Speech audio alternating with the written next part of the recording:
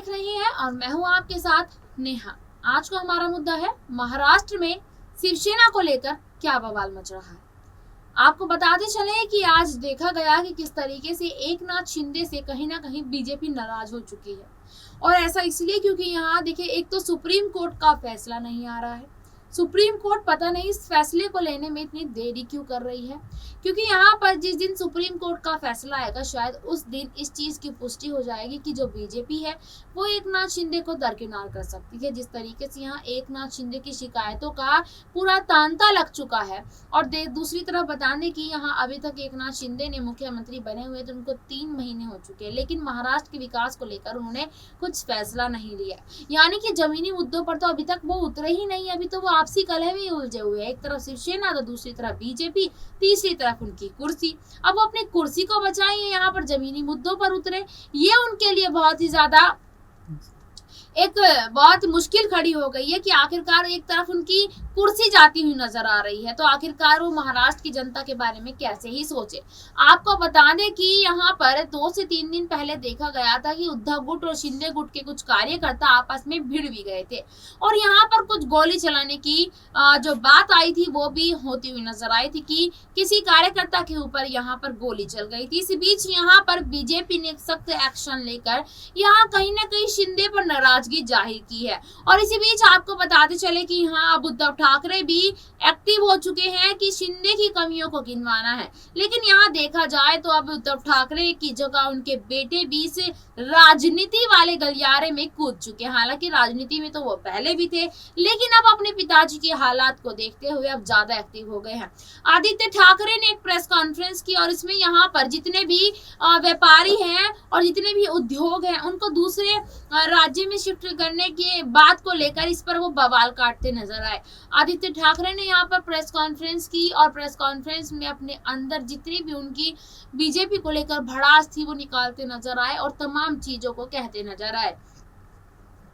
आपको बता दें कि आदित्य ठाकरे ने 1-2 दिन पहले ये भी कहा था कि जितने भी विधायक हमारी पार्टी को छोड़कर गए शायद उनकी वजह से आज मेरे पिताजी की तबीयत खराब हो गई है। लेकिन अब यहाँ सवाल ये खड़ा हो गया कि आखिरकार जो सुप्रीम कोर्ट है 5 जजों की बेंच है क्यों फैसला नहीं सुना रही है, कि यहाँ सुप्रीम कोर्ट के बस में नहीं रहा कि आखिरकार वो किसके हित में फैसला सुनाए। क्या यही मामला इतना ज्यादा पेचीदा है कि सुप्रीम कोर्ट को समझ में ही नहीं आ रहा कि शिवसेना उद्धव ठाकरे को दे या फिर एकनाथ शिंदे को दे। लेकिन यहाँ पर ये बहुत ही ज्यादा देखने वाला होने वाला है कि आखिरकार बीजेपी एकनाथ शिंदे को कब तक रखती है, क्योंकि ये बात सब अच्छे से जानते हैं कि बीजेपी ने एकनाथ शिंदे को सिर्फ अपने फायदे के लिए रखा था कि उनको मुख्यमंत्री का लालच दिया शिवसेना को तोड़ने के लिए। लेकिन यहाँ पर एकनाथ शिंदे ने कहीं ना कहीं उद्धव ठाकरे को धोखा तो दिया ही था। लेकिन इस बीच अगर देखते चले तो ये बहुत ही दिलचस्प होने वाला है कि जिस तरीके से आदित्य ठाकरे यहाँ पर एक्टिव हो रहे हैं, क्या यहाँ एकनाथ शिंदे की कुर्सी को हिला पाएंगे वो? जिस तरीके से वो यहाँ प्रेस कॉन्फ्रेंस कर रहे हैं बगैर अपने पिताजी के और यहाँ उनके मुद्दों को उठा रहे हैं, क्या यहाँ पर अब शिंदे को डर लगने लगा है? क्योंकि देखा जाए तो शिंदे ने एक गलत काम तो किया ही है पार्टी को धोखा देकर। अगर देखा जाए तो एकनाथ शिंदे ने जिस थाली में खाना खाया उसी थाली में छेद किया। लेकिन इन्हीं सारे मुद्दों पर कि किस तरीके से आदित्य ठाकरे ने यहाँ पर प्रेस कॉन्फ्रेंस की और क्या क्या उन्होंने बोला, इन्हीं सारे मुद्दों पर आइए दिखाते हैं हम आपको अपनी ये वीडियो। हमने अभी आपको अपनी रिपोर्ट में बताया कि आखिरकार शिवसेना मामले को लेकर सुप्रीम कोर्ट का फैसला तो आना भी बाकी है, लेकिन उससे पहले बीजेपी यहाँ फैसला लेती हुई नजर आ रही है। देखिए, हमने रिपोर्ट में आपसे बताया था कि आखिरकार शिंदे से क्यों नाराज हो गई बीजेपी। इसी मुद्दे पर चर्चा करने के लिए मेरे साथ मेरी सहयोगी साक्षी मौजूद है। साक्षी से हम जानेंगे कि आखिरकार ऐसा क्या हो गया कि आज बीजेपी यहाँ एकनाथ शिंदे से नाराज हो गई है।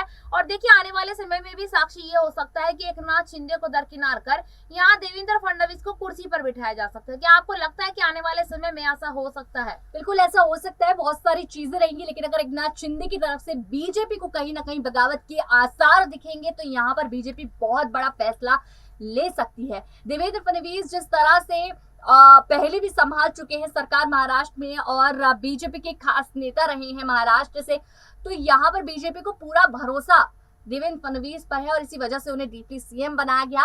लेकिन जहां एक बहुत बड़ा झटका ये भी लगा था कि सबको उम्मीद थी कि देवेंद्र फडणवीस यहाँ पर मुख्यमंत्री बनेंगे महाराष्ट्र के, वहां एकनाथ शिंदे को मौका दिया गया।